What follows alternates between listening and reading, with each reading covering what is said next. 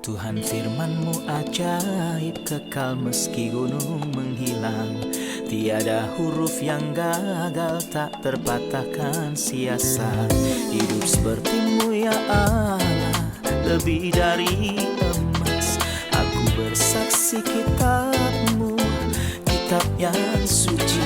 Mendengarkan firman-Mu, hibur hati yang luka. Terangilah langkahku kemanapun ku pergi. Biarkanlah firman-Mu berkuasa atasku. Ubahkanku, bebaskanku, ku mau menyenangkan-Mu. Salam jumpa pemirsa terkasih, saya menyambut Anda sekalian dimanapun Anda berada dalam episode yang terbaru program studi harian kita Semua Kitab Suci. Dalam program ini kita masih mempelajari surat kedua Petrus. Dalam episode terakhir kita telah selesai mempelajari pasal yang pertama. Kita menyoroti firman kudus, Alkitab, firman kudus yang diilhami oleh Allah, dan kita belajar bahwa kitab yang luar biasa ini diberikan oleh Allah sendiri. Dikatakan sebab tidak pernah nubuat dihasilkan oleh kehendak manusia. Tidak ada seorang pun yang menulisnya sendiri, tetapi oleh dorongan Roh Kudus orang-orang berbicara atas nama Allah. Kita telah menyoroti selama episode terakhir sumber dari buku ini, kebenarannya dan bukti keasliannya. Kita juga menyoroti fakta bahwa Alkitab tidak dipalsukan atau disalah-artikan. Hari ini dengan anugerah Tuhan kita akan mulai mempelajari pasal yang kedua. Kita akan berbicara tentang guru-guru palsu dan mengundurkan diri. Anda akan terkejut saat kita mempelajari pasal ini, pasal 2, bahwa ada beberapa orang yang dibinasakan meskipun mereka telah ditebus. Ada juga orang-orang yang akan dibinasakan meskipun mereka punya banyak pengetahuan. Mungkinkah orang yang dibeli oleh darah Kristus tetapi binasa? Adakah orang yang mungkin memiliki pengetahuan namun binasa? Atau izinkan saya menanyakan dengan cara yang berbeda, apakah ada kebinasaan setelah penebusan? Apakah ada kebinasaan bagi mereka yang mungkin memiliki pengetahuan? Penebusan seperti apakah yang kita ketahui selama episode hari ini dan episode-episode berikutnya? Untuk memulai, izinkan saya untuk menyambut tamu kehormatan di studio, seorang hamba Tuhan, Saudara Elia Kerolos. Selamat datang, Saudara Elia. Terima kasih, Saudara. Kehormatan bagi saya. Saya senang bisa bertemu Anda sekali lagi. Tuhan berkati. Kami juga menyambut hadirin di studio, selamat datang. Saudara Elia, kita mengatakan bahwa surat Petrus yang kedua dibagi menjadi 3 pasal. Pasal pertama berbicara tentang menjadi lebih tekun, kita banyak berbicara tentang ini. Pasal kedua berbicara tentang menyusut kembali. Sementara pasal ketiga berbicara tentang bersiap-siap. Mohon berikan gambaran umum tentang menyusut kembali. Apakah yang dimaksud dengan menyusut kembali? Berikan pencerahan sebelum kita membahas lebih dalam tentang guru-guru palsu. Menyusut kembali berarti menjauh dari mengikuti Tuhan yang hidup. Menyusut kembali sama sekali tidak ada hubungannya dengan orang-orang percaya yang telah menerima hidup kekal. Namun secara umum seperti yang kita ketahui dari ajaran perjanjian baru, hal itu mengacu kepada mereka yang memiliki pengetahuan intelektual tentang Kristus dan Tuhan, persis seperti yang dijelaskan oleh Alkitab. Dalam perumpamaan penabur dalam Ibrani pasal 6, pasal yang terkenal itu yang bicara mengenai mereka yang pernah tercerahkan namun kemudian murtad dari mengikuti Yesus Kristus dan dari mengenal Tuhan. Mereka tidak pernah mengalami keselamatan dari Kristus. Mereka hanya mengenal Dia. Alkitab meyakinkan kita bahwa sebagai orang percaya, tetapi kita bukanlah orang yang mengundurkan diri dan binasa, tapi orang yang percaya dan yang beroleh hidup. Alkitab selalu berfokus pada fakta bahwa kemurtatan ini bukan mundur karena iman, melainkan mundur dari iman. Benar? Jika seseorang mundur, itu berarti dia tidak menjadi bagian dari iman sejak awal atau bahkan tidak merasakannya. Dia begitu dekat dengan iman itu, namun dia memilih untuk menjauh darinya. Jadi tidak ada di Alkitab disebut mundur karena iman. Tidak ada seorang pun yang lahir dari Allah, menerima Kristus, mundur atau meninggalkan semua itu dan binasa. Orang percaya sejati tidak mungkin mundur dan binasa. Karena itu kita meyakinkan pemirsa terkasih, jika mereka lahir dari Allah, mereka tidak akan binasa ataupun mundur. Hal ini dijamin oleh janji Yesus Kristus ketika Dia berkata tentang domba-dombanya. Orang percaya dan aku memberikan hidup yang kekal kepada mereka dan mereka pasti tidak akan binasa sampai selama-lamanya. Lagi pula sebagian orang bersuka cita, merayakan, bersorak, ketika ada berita tentang orang tertentu ataupun pendeta Kristen tertentu yang pindah dari Kristen ke agama lain. Mereka mengklaim bahwa dengan cara ini ia telah menemukan jalan yang benar. Namun faktanya, ia tidak pernah menjalin hubungan dengan Kristus sejak awal. Sebab jika mereka sungguh-sungguh termasuk pada kita, niscaya mereka tetap bersama-sama dengan kita. Oleh karena itu, orang seperti itu telah mundur dari imannya, bukan dari iman itu. dalam dia iman tidak itu. termasuk. Saya punya pertanyaan lain sebelum kita masuk lebih rinci dalam pasal ini. Ada kemiripan antara surat Yudas, uraiannya tentang guru-guru palsu dan mundurnya iman, dengan surat Petrus yang kedua, sampai beberapa orang mengklaim bahwa penulisnya mengutip satu dengan yang lain. Mereka mengklaim bahwa Yudas mengutip Petrus atau sebaliknya. Bagaimana Anda menjawab ini?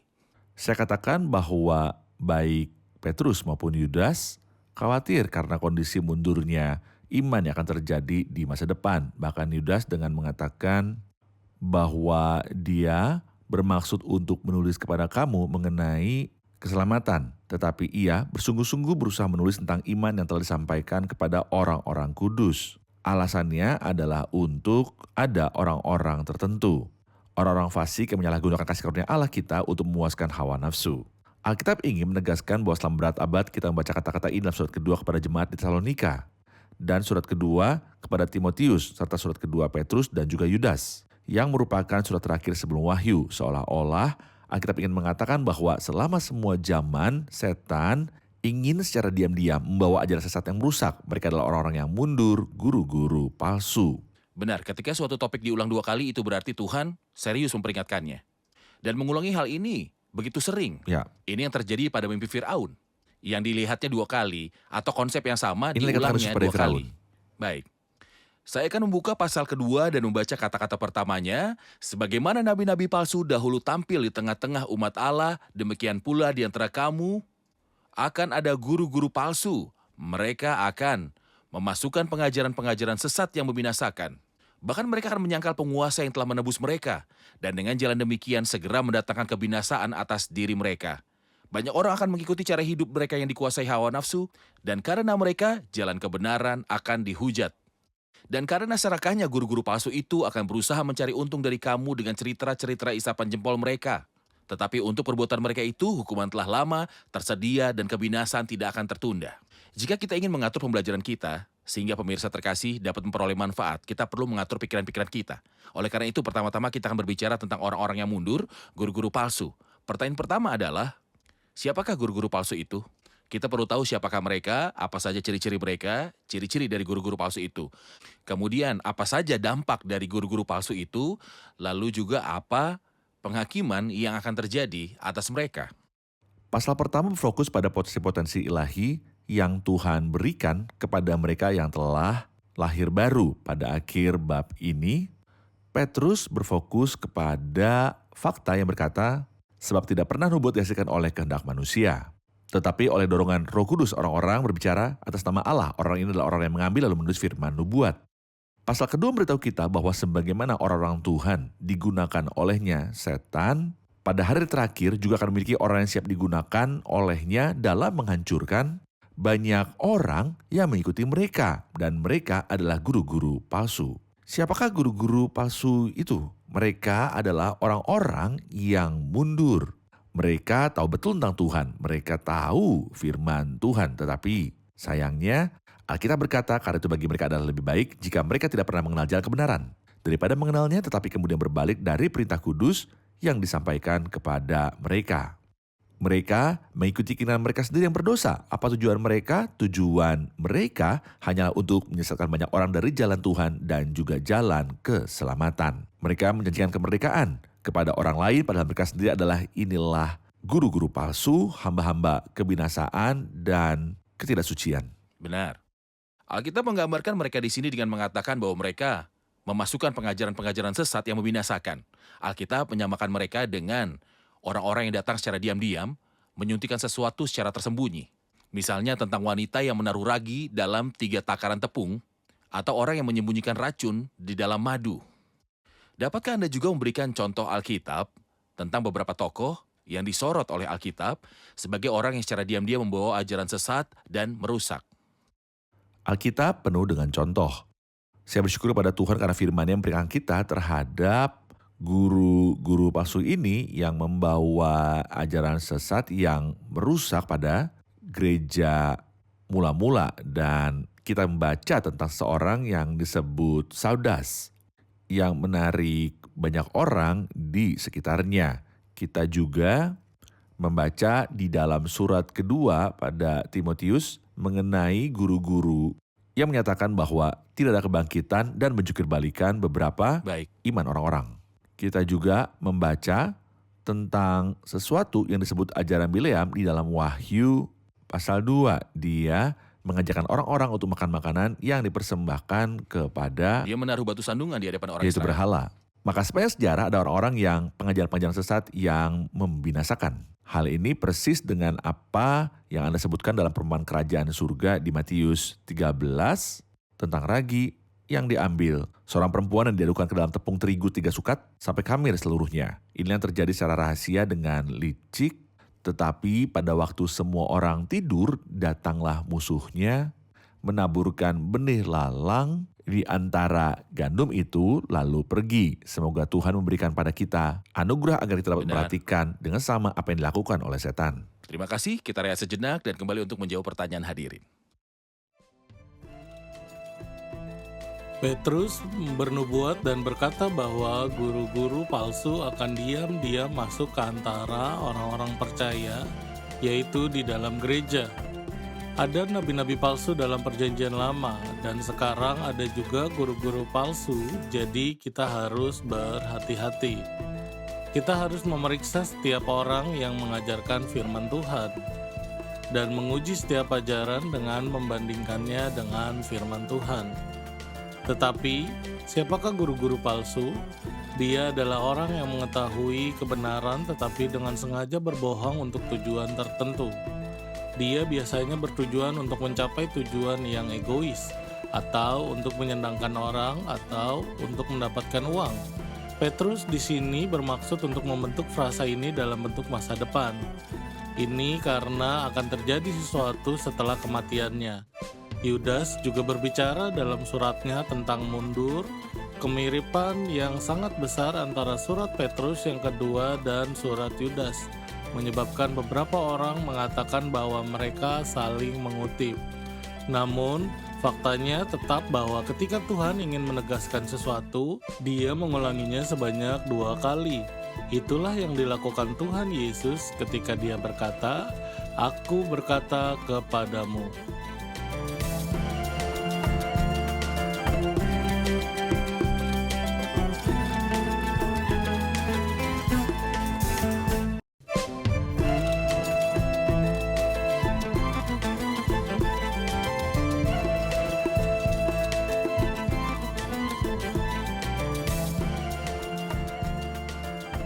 Ayat pertama mengatakan bahkan mereka akan menyangkal penguasa yang telah menebus mereka dengan jalan demikian mendatangkan kebinasaan atas diri mereka.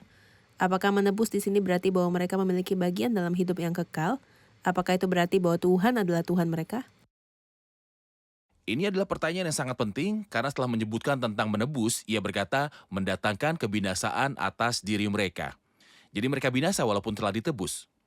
Apa arti penebusan ini? Apakah mereka menikmati pekerjaan Kristus di kayu salib? Apakah mereka menerima Allah?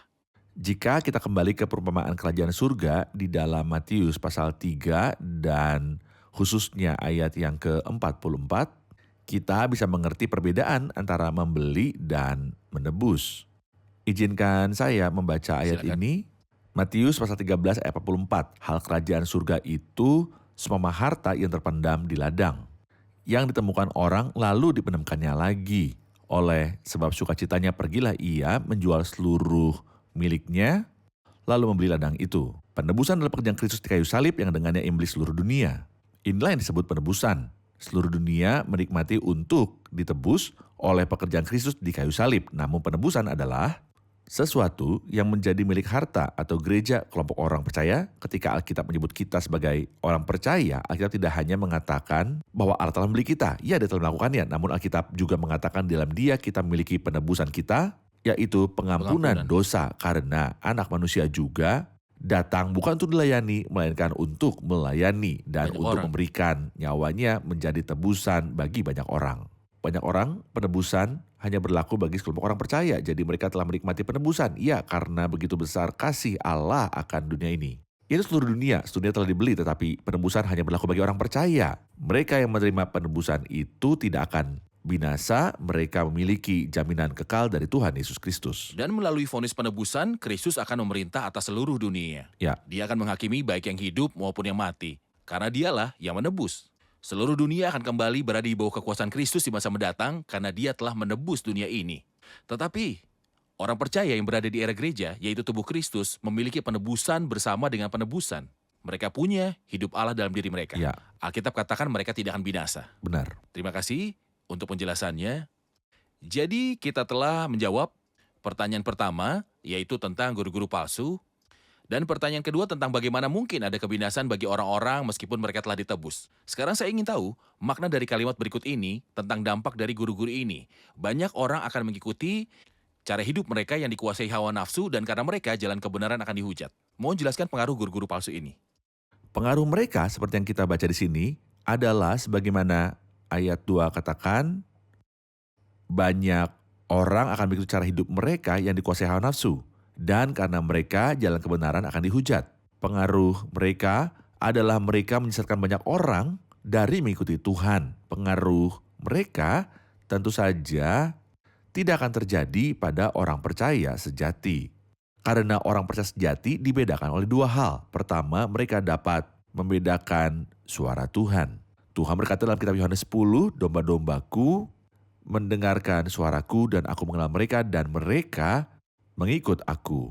Rasul Yohanes berkata dalam surat pertamanya bahwa orang-orang percaya yang lahir dari Allah telah diurapi. Tetapi kamu telah beroleh pengurapan dari yang kudus dan dengan demikian kamu semua mengetahuinya. Jadi orang-orang percaya palsu akan pengaruhi siapa? Mereka akan pengaruhi orang-orang seperti mereka yang mendengar pesan tapi tidak menerima hidup baru dan tidak berdiri teguh. Namun bahkan jika orang percaya sejati yang sederhana tertipu, Roh Kudus yang tinggal di dalam mereka, firman Tuhan bersama dengan kesetiaan mereka akan bantu mereka memahami kebenaran. Tuhan tidak akan pernah membiarkan orang percaya yang saleh tergelincir dalam kemerosotan seperti itu. Menekankan pada kata banyak.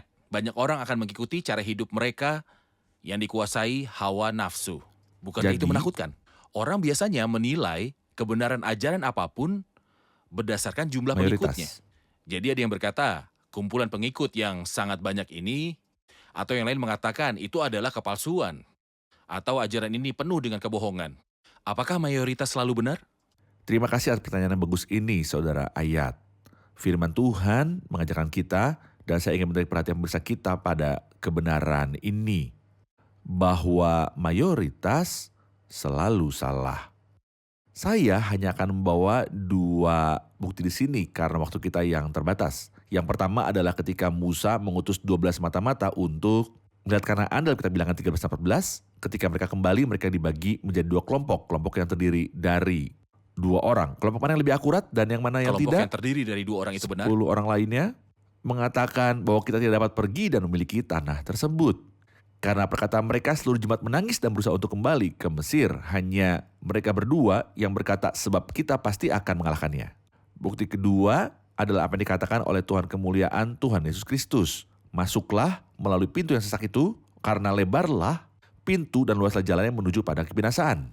Dan banyak orang yang masuk Dan melalui banyak ini. orang yang masuk melaluinya, karena setaklah pintu dan sempitlah jalan yang menuju pada kehidupan, sedikit orang yang mendapatinya. Oleh karena itu saya ingin menyampaikan kepada para pemirsa terkasih, janganlah kalian heran ketika mendapati banyak orang mengikuti ajaran sesat sementara sedikit sekali yang, tetapi di Sardis ada beberapa orang yang tidak mencemarkan pakaiannya. Dalam pasal ini Petrus berbicara tentang dunia kuno yang dibanjiri air pada zaman Nuh.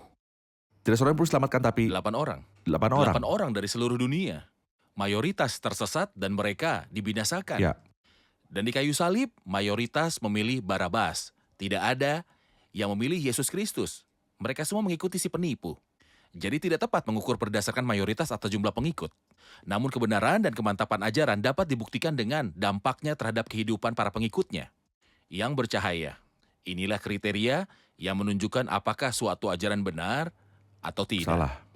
Kita akan rehat sejenak dan kembali untuk menjawab pertanyaan hadirin di studio.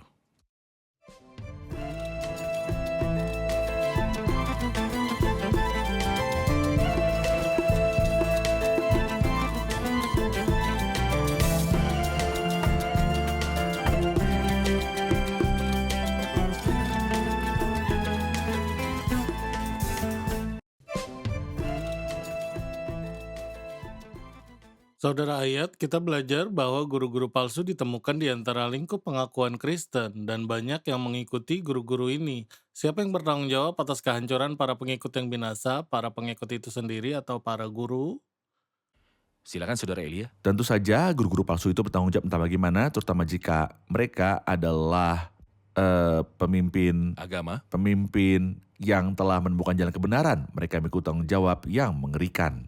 Namun saya percaya bahwa tanggung jawab terbesar berada di pundak para pengikut, dan orang mungkin berpendapat bahwa para pengikut hanyalah subjek. Mereka hanya tunduk pada apapun yang dikatakan pemimpin terkenal. Saya akan berikan contoh dari Kisah Para Rasul 17. Rasul Paulus sendiri bukanlah seorang hamba, pendeta, pemimpin, atau imam. Paulus sendiri berkhotbah kepada orang-orang Berea yang merupakan orang-orang mulia.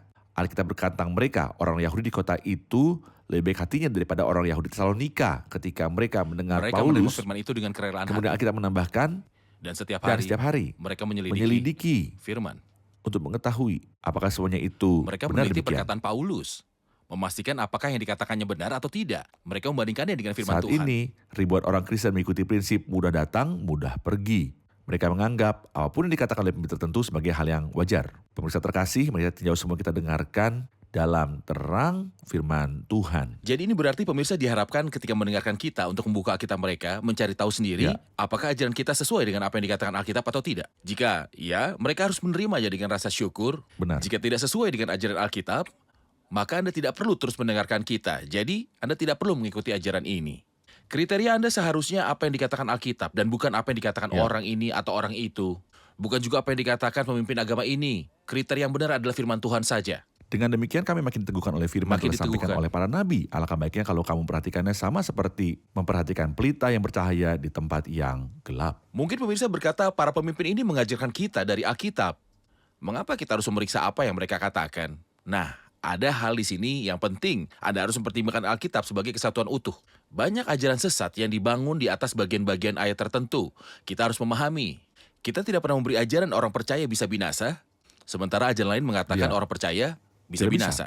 Kita harus paham ajaran memiliki akar dan tercermin dalam semua kitab dalam Alkitab. Kita harus kumpulkan potongan-potongan dan mengumpulkannya dalam satu kesatuan dan tidak boleh mengecualikan kitab manapun. Jadi siapapun yang mendengarkan ajaran apapun harus memeriksa apa yang dikatakan dan membandingkannya dengan semua kitab yang ada di dalam Alkitab. Ada yang ingin Anda tambahkan? Saya hanya ingin peringatkan pemirsa kita, mohon kembali kepada firman Tuhan agar Anda tidak tertipu oleh ajaran sesat yang disebarkan oleh musuh melalui beberapa pemimpin agama yang tidak saleh. Benar. Pasal ini dimulai dengan kata-kata ini, sebagaimana nabi-nabi palsu dahulu tampil di tengah-tengah umat Allah, demikian pula di antara kamu akan ada guru-guru palsu. Mohon berikan contoh nabi-nabi palsu yang ada di tengah-tengah umat. Tentu saja ia menyoroti nabi palsu karena mereka ada di antara umat. Ia bicara kepada orang percaya yang memiliki latar belakang Yahudi. Banyak nabi palsu muncul di tengah-tengah umat Allah di masa lalu. Contohnya siapa? Saya akan menyebutkan beberapa dari mereka sebagai contoh. Bileam, nabi pelihat yang Alkitab katakan bahwa karena ajaran sesatnya, ia mampu menghancurkan 24 atau 25 ribu orang dalam satu hari saat ia membawa mereka ke percabulan dengan putri-putri Moab. Sekali lagi pada zaman Ahab ketika Elia menjadi nabi, ada 850 nabi, 400 untuk Baal dan 450 untuk Asyera. Ada banyak nabi palsu. Jika kita kembali lagi ke satu raja-raja, pasalnya yang ke-22, ketika Ahab pergi berperang bersama Yosafat, ia dikelilingi oleh sekelompok nabi palsu yang bernubuat untuknya kata-kata yang ingin ia dengar. Ini persis seperti yang Paulus katakan kepada Timotius, tetapi mereka akan mengumpulkan guru-guru menurut kehendaknya Memalingkan untuk telinga. memuaskan keinginan telinganya. Mereka akan memalingkan telinganya dari kebenaran. Ahab akan berperang, ia tidak ingin mencari Tuhan, ia ingin mendengar perkataan yang sesuai dengan suasana hatinya. Ia memiliki lingkaran dalamnya sendiri. Para nabi yang memberitahu apapun yang ingin ia dengarkan. Hari-hari ini orang-orang mencari guru-guru yang dapat memberitahu mereka apa yang sesuai dengan suasana hati mereka. Seorang nabi palsu memberitahu Ahab untuk berperang dan menang. Tentu nabi ini dipengaruhi dengan roh dusta dan tipu daya. Para nabi inilah yang menjadi alasan kehancuran Ahab dan pengikutnya. Kadang ketika mengkhotbahkan kebenaran Injil, dan khususnya yang berkaitan dengan kesempurnaan penebusan Kristus, tanpa perlu pekerjaan tambahan apapun bersama dengan pengorbanan Kristus atau perantara bagi kita di hadapan Tuhan, orang-orang banyak berkeberatan dan berkata, apa yang kau khotbahkan itu baru. Kau baru saja menemukannya 100, 200, atau 300 tahun lalu. Bagaimana ajaranmu yang masih muda dapat menentang dan memperbaiki ajaran yang telah lebih dari 2000 tahun? Oleh karena itu saya ingin mengatakan, apakah kekunoan suatu ajaran menandakan kredibilitasnya? Apakah fakta bahwa suatu ajaran ada selama 1000 tahun berarti bahwa itu adalah ajaran yang benar? Kapan benih ajaran sesat dan guru-guru palsu telah tertanam dalam kekristenan? Pada akhir zaman ataukah pada zaman Kristen pertama? Terima kasih atas kedua peringatan ini. Fakta bahwa suatu ajaran diikuti oleh mayoritas tidak menandakan kredibilitasnya. Persis seperti kekunoannya juga tidak. Ajaran palsu dan nabi-nabi palsu ada di sana sejak saat-saat pertama pada kekristenan, ketika Kristus sendiri berada di bumi. Kristus menceritakan kepada kita perumpamaan yang indah mengenai ladang dan ilalang. Dia berkata, tetapi pada waktu Benar. semua orang tidur, datanglah musuhnya menaburkan benih lalang selama masa hidup Rasul Paulus, dan ketika ia pergi untuk berpamitan dengan saudara di Efesus, Ia dalam mengatakan kisah pada Rasul dan mereka, pasal 20, berhati-hati. Bahkan dari antara kamu sendiri akan muncul beberapa orang yang dengan ajaran palsu mereka berusaha menarik murid-murid dari jalan yang benar, dan supaya mengikuti mereka berusaha murid-murid. menarik murid-murid. Ajaran-ajaran sesat telah ditemukan sejak awal dari kekristenan. Namun kami bersyukur kepada Tuhan atas ajaran yang jujur dan firman Tuhan yang hidup yang ada di tangan kami. Terima kasih, kita telah di akhir episode. Atas karunia Tuhan, kita akan lanjutkan diskusi kita tentang guru-guru palsu dan penghakiman mereka di episode mendatang. Terima kasih, Tuhan memberkati. Terima kasih saudara ya. Terima kasih semua, Tuhan memberkati. Pemirsa terkasih, kita telah belajar dalam episode ini bahwa pekerjaan nabi-nabi palsu telah ada sejak zaman para rasul awal. Karena nabi-nabi palsu adalah agen setan, ia menggunakan mereka untuk menanam benih busuk di tengah-tengah perkebunan Tuhan. Setan mencoba menanam benih busuk di antara gandum. Ia mencoba membawa ragi ke dalam tepung. Setan bersama para pembantunya berusaha sepanjang sejarah untuk mendatangkan kebinasaan, dan sayangnya banyak orang akan mengikuti cara hidup mereka yang dikuasai hawa nafsu. Banyak orang yang langsung masuk Hawa perangkap, dan banyak yang tertipu. Banyak yang mengikuti kelompok dan sekte yang sepenuhnya dibangun di atas ajaran yang sesat. Ada banyak sekte yang beragam saat ini.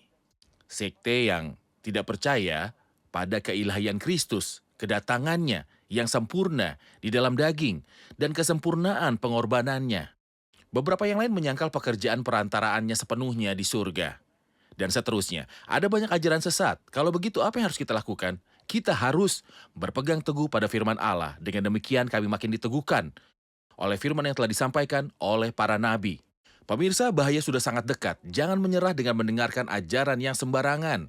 Kembalilah ke Alkitab. Pegang teguh itu. Bandingkan ajaran apapun yang Anda dengar dengan apa yang dikatakan oleh Alkitab. Jika Anda ikut seseorang dan Anda binasa, pada akhirnya Anda tidak dapat berkata, orang ini adalah orang yang menipu saya. Karena Tuhan akan menjawabmu, karena itu, hai manusia, engkau sendiri tidak bebas dari salah supaya tersumbat setiap mulut. Inilah topik yang berhubungan dengan keselamatan. Ini topik yang berhubungan dengan kehidupan kekal Anda. Pegang teguh Alkitab dan pahami ajarannya. Sampai jumpa di episode selanjutnya, kiranya Tuhan besertamu.